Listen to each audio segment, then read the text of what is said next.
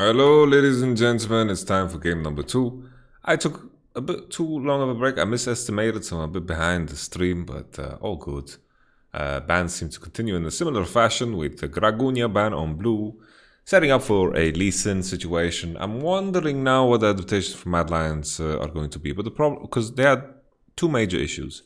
They had jungle problem, and they had bottom level 2 gank problem, meaning they were level 2 and Yanko's level 3.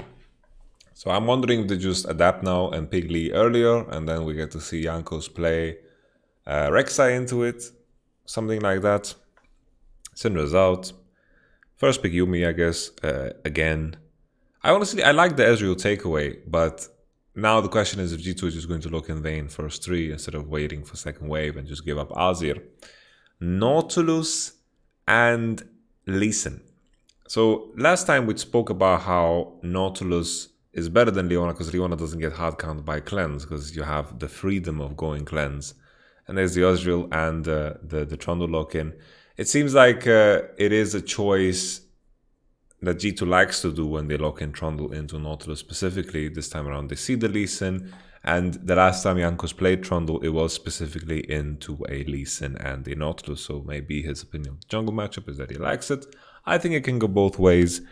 Trundle is also very good against a player like Orome. I think Orome is going to be the most useful in tanks, and you don't want to pick tanks into Trundle, so it's tricky. Kai'Sa Nautilus is fine into Ezreal Yumi, but they can't really punish super hard, and I feel like Ezreal Yumi is going to scale better, so I'm not a super big fan, but Kai'Sa definitely has her use too, but it also follows the trend of what Trundle is good into. Kai'Sa wants to have a lot of tanks, a lot of CC to apply her stacks and make sure that she has a lot of options on who to jump on, and Trundle is just such a good pick into that too. So we'll just have to see how Mad Lions adapt, honestly. They need to find the AP option somewhere. Most likely mid lane, considering they have Lee Sin. LeBlanc is out now. Azir is banned on red. Honestly, are they just fourth picking Zoe? Is that the plan here? Fourth pick Zoe? I don't know how much I like fourth pick Zoe into Ezreal Yumi, but it will give you a strong 2v2 matchup mid lane, so that's completely fine. The question is what comes after, you know, what does Humanoid actually play? He plays like Kiana, picking that with Lee Sin, I think is super troll. He plays LeBlanc, he plays Azir, he plays Renekton, I don't know if I mentioned it, Renekton, Kiana. Maokai gets locked in, so problem with what we mentioned before, he's locking in Maokai blind against these 3 champions. It's very good with the team composition, don't get me wrong. It's very good with Lee. It's very good with Kai'Sa, good with Nautilus. You know, there is a lot of reasons as to why this can be good. Keep in mind also Nautilus can go mid lane. That's also super interesting. I think Humanoid had a lot of success on it. Because this could be a scenario where Nautilus goes mid lane into Cassio, right? And could be powerful. And then you last pick a support. But then again, what support options are good here? Mickey is hovering Vayne. It's not like you can find any other support that's going to be better than Nautilus with Kai'Sa, of course. So maybe, like, I don't know, maybe you go Rakan or something. Here with the Maokai lock-in, G2 have the option of locking in Cho'Gath. Okay, I was expecting Ornn. Because what's the reason of not picking Ornn here? Ornn looks pretty juicy, but at least against Kai'Sa. You know, she's a bit more mobile, she's a bit better against Ornn, but I don't know how Cho'Gath changes that. So I'm a bit confused when it comes to this Cho'Gath pick, but of course Cho'Gath is a good matchup in the Maokai. You know, he definitely wins against Maokai, but winning matchup in tank, top lane matchup, 2v2, it's kind of whatever, isn't it? So we'll just have to wait and see. Wait and see is the name of the game. Maokai fourth pick into Trundle and Kiana lock-in last. Okay, so of course Kai'Sa is going to itemize. Sure, Kai'Sa is going to get AP at some point in time, but early levels, Manamune, Ginzu, her AP numbers, like her damage share in Magic and Physical, it grows depending on the game state. And when Choga and Trundle are going to have armor, and this game is going to give so much value. I feel like the path here to victory is Mercury and armor, Mercury and armor. And I think this is something that Trundle can easily itemize, Choga can easily itemize. Mercury and armor is the name of the game. Let's just jump into where the game started. Ender and Quickshot are very pretty people, but it's all good, you know. I don't think they'll get offended. Perks went for Conqueror and Exhaust. Usually when I see Casio players go Conqueror, it's because they want to look to 1v2, you know. This is my thought process around it. And in more all-in heavy matchups where if Qiyana commits on you, you exhaust and you turn back instead of you jogging away with Phase Rush. And you can latch on to Qiyana regardless. You don't need Phase Rush to keep up with her. So this is the thought process because she commits so heavily onto you, while Phase Rush against some, you know, caster matchups, for example, if you have Phase Rush against Victor, that's super cool because you deny the slow of W and you can chase after when the enemy wants to do short trades. Here, Qiyana wants to do all-in trades, so Conqueror matches up that pattern, and I think this is the reasoning as to why some Casio players go Conqueror, some go Phase Rush. It is all dependent on matchup. Shadow starts without a leash. Trundle gets a leash. Trundle should clear jungle faster than Lee Sin. Okay, Caps gets smacked, and here we go. Here we go. It's, you know, Kazi's Q doesn't do that much damage there on the early levels, because the creeps shared a lot of that damage.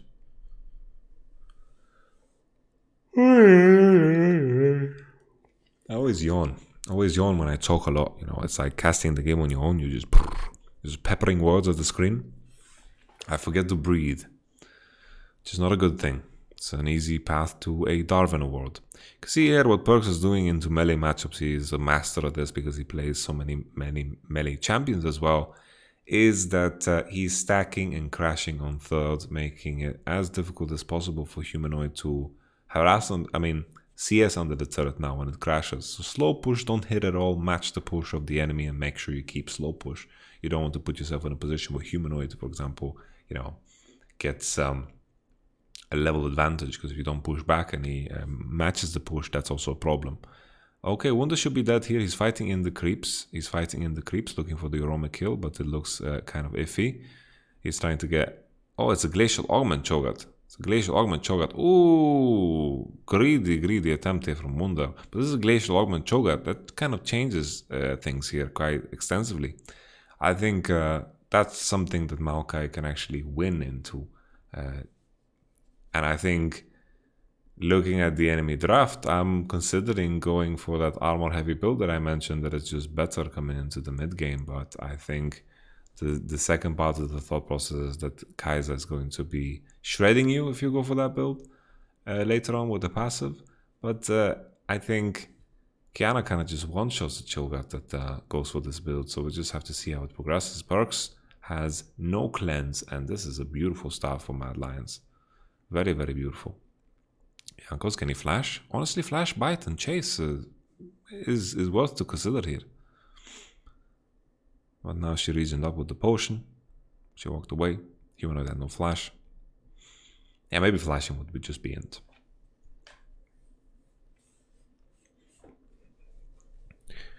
For the early game, it all comes down to how much they can continue snowballing this flash. Like, Perks died here, burnt flash, and burnt exhaust, which is a super big deal. The lane state is better for him, because here Qiyana needs to base, and he has the freeze. We're gonna have a replay.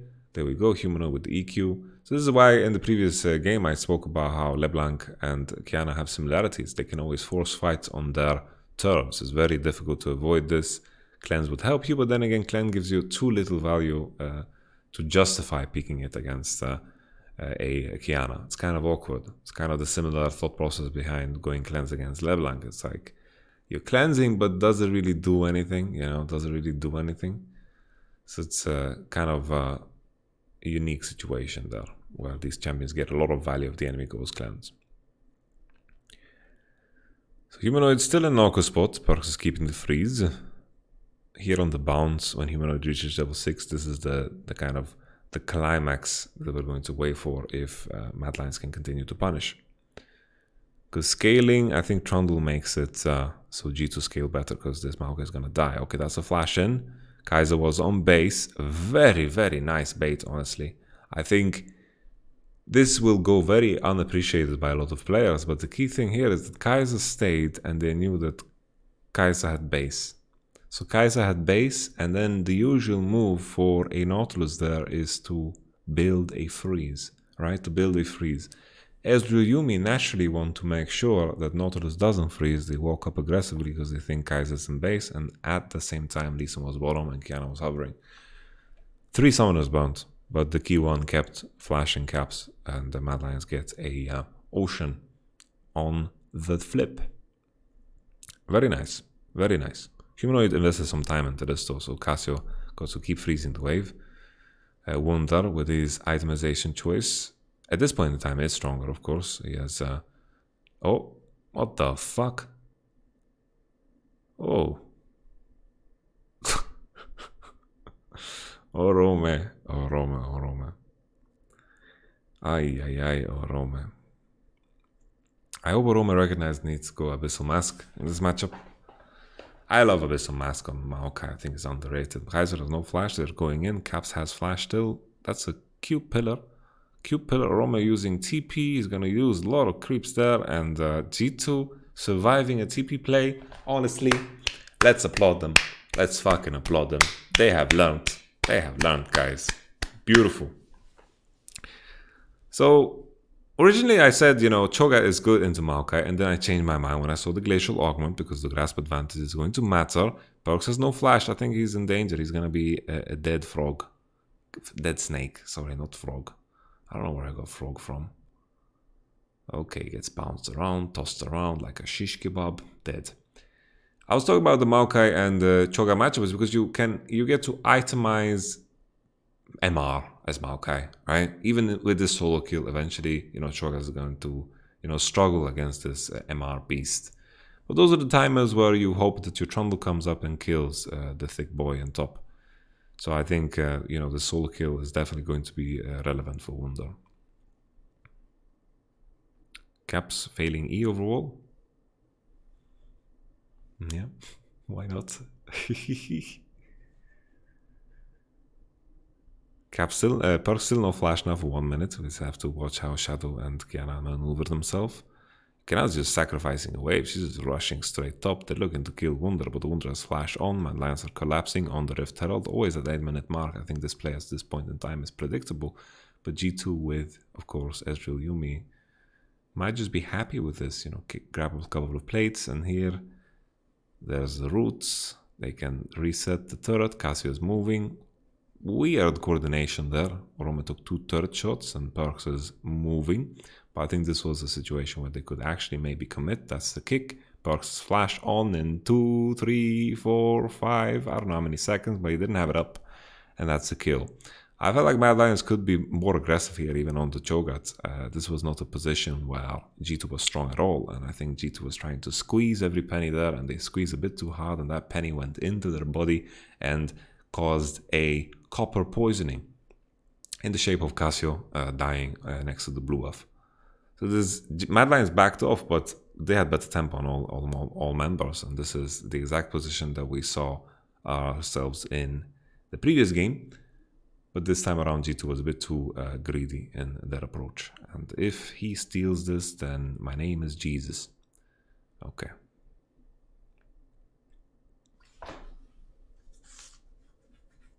So now these perks has flash on, but he's still going to be a target. Still going to be a target because Kiana's flash and flash. Kiana's flash is stronger than Cassio's flash. And Cassio's items are quite meh right now.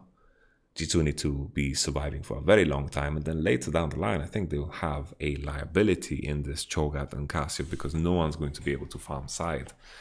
And I feel like that is just Mad Lions' wheelhouse. So I'm liking the state of the game here for Mad Lions. I think they are definitely favored. Definitely favored with how things panned out in the early game.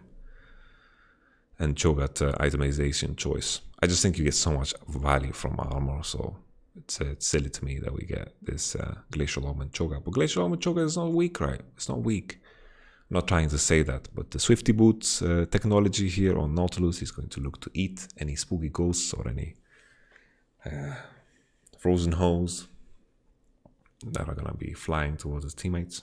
Just going to take a little break, a breather.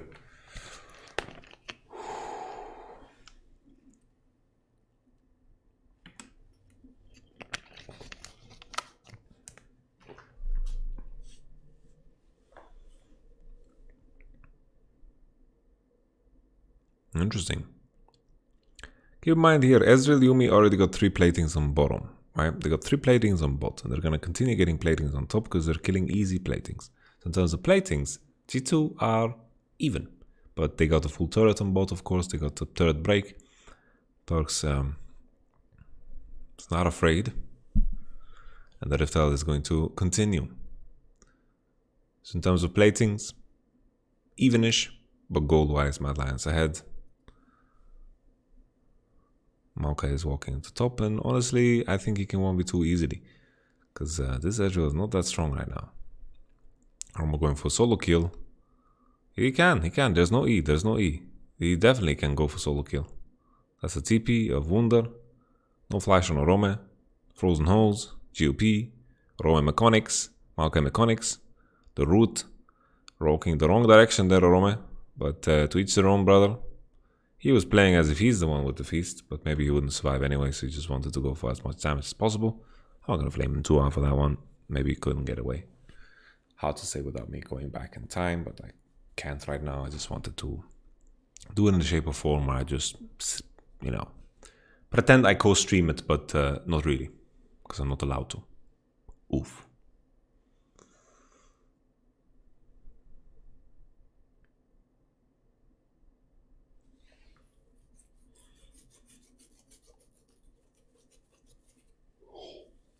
Excuse me.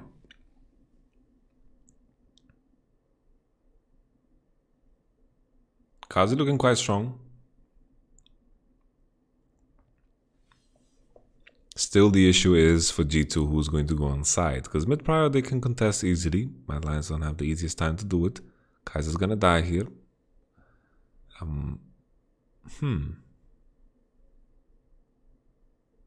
Okay. What happened here? So Kiana's farming bottom. Okay, Kiana's farming bottom. Maokai is walking towards mid.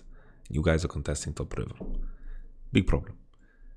G2 need to play for 1. They need to be grouped up. And the way you punish this is Mad Lions. They need to farm better on sides. This is a moment where Kiana's going to gain value bottom. But Mad Lions just die in river. And Kazi on the continuation there. It's quite a game-losing move there. Quite a game-losing move. Just the Kiana Maokai was showing on mid-bottom. And G2 already had control of top river. And then they were face checking. So look at Kaiser chilling here. Cassie is already moving. Maokai is catching bottom. Maokai is catching mid-wave right now. Lee Sin is not even in position. But even if Lee Sin is here, G2 don't give a shit. G2 have all the information they need. Kiana showing on bot, Maokai showing on mid, and they have control of the river. Kaiser's face shaking into them, they bounce over the wall, and then boom, click, clack, boom, ciao, is what they told Kaiser. Humanoid. This is a very low armor caps. I thought Humanoid could snap earlier there. He could probably snap earlier. Didn't need to go for bush Q. I think he could have went for wall mountain Q there and maybe snap earlier. Because he could have gone on Ezreal without using E. I think maybe he could look for the one shot already, but there is a Mikael's Crucible on Mickey, and maybe he doesn't know the exhaust situation and the heal situation. Is easy for us to say here behind the camera at home. Well, they're at home too, but in the sense that I'm chilling and looking and judging, you know. Nevertheless, we continue.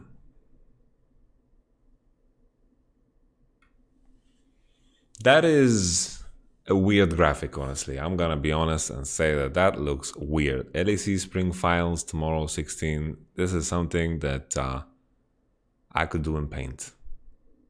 I could easily recreate this in Paint. So that doesn't get me excited for the LEC Spring Finals, I'm gonna be honest.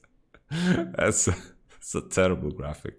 I'm so sorry, you team. I love you guys, and I know how much the graphic teams works. and how much good shit they do. But that looks ugly. I'm happy it's gone, so I can stop talking about it and move on to the next thing. So as you're strong, G2, 4-1 composition, mid prio into sides, rift next rift herald if Mad Lions get it, mid tower break, and that's gonna matter a lot for them because then all of a sudden Maokai and Kiana flanks are more and more relevant. G2 have options to find engages with pillars, with spooky ghosts, with hoes, and so forth. Humanoid being level 10 is going to matter. Kazi, honestly, inting here a little bit. Oh, Casio with a good flash, but way too late. And this is where Mad Lions are happy because they get the CC chain, and Choga, not so tanky, gets one-shotted, dies right away, and a beautiful kick from Shadow, man. Shadow is deadly on that Lee scene. Deadly, deadly, deadly. Ooh, ooh, ooh. Deadly, deadly on that Lee scene. Motherfucking deadly. That kick on Casio was the business. The business right there, man. He dropped the business. All these Pepes that we see that are coming for business. You know, this next rift is super, super important. Start off with Kasi kind of getting caught here, and then they're walking forward. Cap's not eing forward just yet, and then they kind of forget here the blind spot. Like, Shadow gets to walk up so far, like Perks. You know, I know Nemesis hates that Whipple plays with lock camera, but this was a moment where lock camera would help you. Because Shadow gets to walk up. Look how far he walks up on him. He's basically melee. I was talking about how beautiful Shadow did. Like, it was nice what Shadow did, you know, but it's not difficult. I could pull this off. It's just that Perks made it very easy here with the tunnel vision. And Kazi burned flash, and I don't think Perks needed to commit at all. He could have been positioned here next to the creeps and zone whatever Mad Lions members that would enter here, because that's the only blind spot that they are working with, because they have the crab on the Rift Herald, so they know they're not there. So you have the kick, and the boom, and the boom, and then boom, and then the tomb, and then the Choga is out of position too. The pillar is kind of wonky, like that's what the pillar is. Look at the pillar. Look at the pillar. Boom. The pillar for the Lee. The pillar, the enemy pillar. Enemy Trundle, honestly. Enemy Trundle. And then the Trundle ultimate lands on who, honestly? It looks like he Trundle ultimate the Nautilus instead of the Maokai. And Mad Lions is looking like a strong, strong favorite in this game. Strong, strong favorite. Strong favorite. It's going back and forth. It's going definitely back and forth. And this Drake is definitely going to slow down the approach and the onslaught of Mad Lions. And maybe if Ezreal Yumi can get strong enough, maybe they can deal with the fact that they are behind right now. But Mad Lions break the mid turret. We spoke about how important that is. Flanking angles from Maokai and Kiana. They're going to have the priority on side. Some 5k finish now on Maokai. And if he buys some magic resistance now, it's going to be very juicy into that Choga too. Abyssal Mask is only good if you buy it first, because the Catalyst is actually a strong lane item for Maokai, because he runs into some mana issues like a lot of tanks do.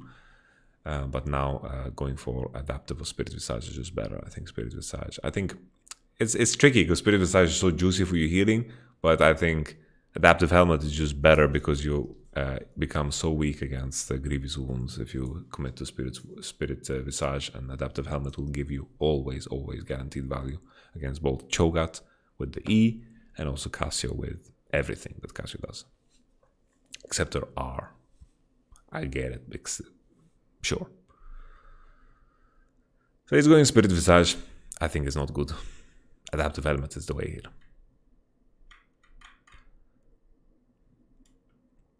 Kiana's winning side should be able to win against Cho'Gath too. Key thing is Cho'Gath can buy Hourglass and then maybe win a Kiana against side. This is something that I didn't explore. I like the cute Cloak of Agility that showed up here for Casio. This is just, I want an Illuminati triangle right there. The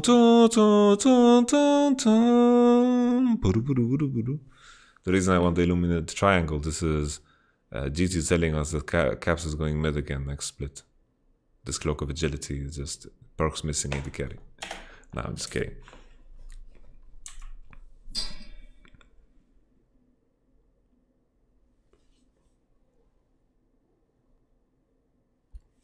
It's interesting how Mountain is the Drake, because Mountain is super juicy, but less juicy for G2 because of Cho'Gath's build.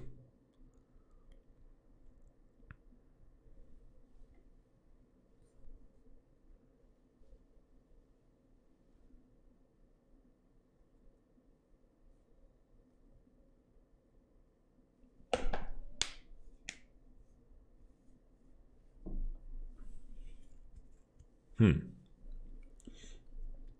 has been just farming away on bottom. Not a lot of action outside of objectives. This is not the biggest strength of Mad Lions. I spoke about it in the Fnatic and Mad Lions review when I spoke about how Mad Lions like to force around objectives. They are not the team that uses side prior to create something bigger. They like to skirmish, they like to fight, and this is what they do super, super well around the objectives. The preparation is very, very clean and good. This time around, they are the ones that need to play the split game, and G2 need to play 4-1. They're grouping on the 4-1. They need to take mid prior, hover into bottom, catch with Choga, walk into top side again. Choga face checking here is a bit dangerous, but his HP pool is relatively big here, and I think it might be enough to survive any Qiyana all-in attempts.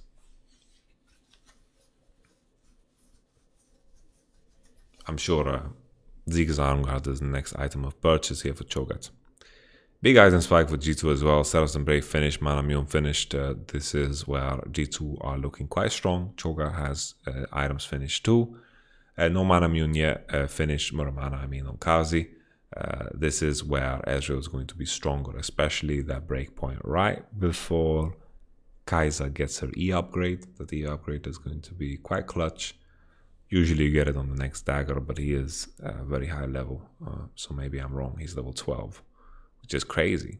Kai'Sa's been jogging around a lot and Caps is 2 levels behind, so maybe he has the upgrade already. I can't really tell with the IG skin. Okay, I might be wrong, but usually you need another dagger or two before you get that upgrade, and sometimes even a recurve bow or a stinger is what I was trying to say, not recurve bow. I was thinking with old Hurricane for some reason. Yuumi on bottom, Drake up in 50. That is where everything will fall. Karzin now for sure has the upgrade. We can. He stopped in base there, so I assume he activated it now.